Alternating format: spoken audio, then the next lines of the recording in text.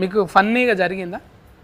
ఫన్నీగా నాన్న లొకేషన్ అమ్లా అంటే ఒకటి ఉందన్న, అంటే నాకు పాలు పెరుగు మీగడి ఈ వడవ అసలు ఆ దగ్గర ఉన్నప్పుడు వాంతింగ్ వచ్చేస్తుంది నాకు.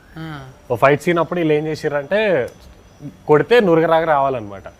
ఈయన ఏం చేసిండు, కావాలని ప్లాన్ చేసి నాకు పాలు పడవని చెప్పి పాలు తెప్పించిండు నురగ కోసం అని చెప్పి. అవి బలవంతంగా అప్పుడు వేయించిండు ఆ పాలు, పచ్చి పాలు తీసుకొచ్చి నాకు పడవని చెప్పి కావాలని తెలిసి ఆ పచ్చి పాలు వేసిండు పగబట్టి ఆయన. అప్పుడు మైండ్ వాయిస్ ఏంది ఇది? బూతులే లేదు అమ్మతో టీ సమయం రా నీ సంగతి చెప్తాను. అది అయిపోయిన తర్వాత కక్కినా అన్న నేను.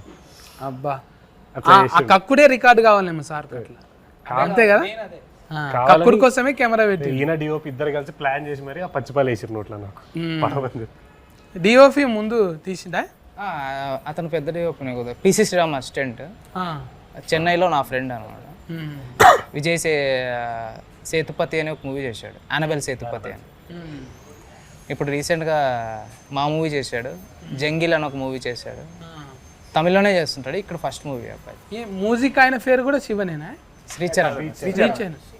శ్రీచరణ్ నేను ఆయన కూడా చరణ్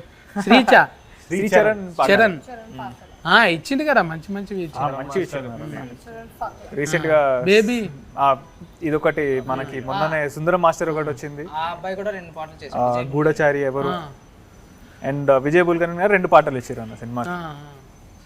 ఇంకా మంచిగా టీం కుదిరింది, కొత్తలు ఉడుకు రథకం మంచిగా.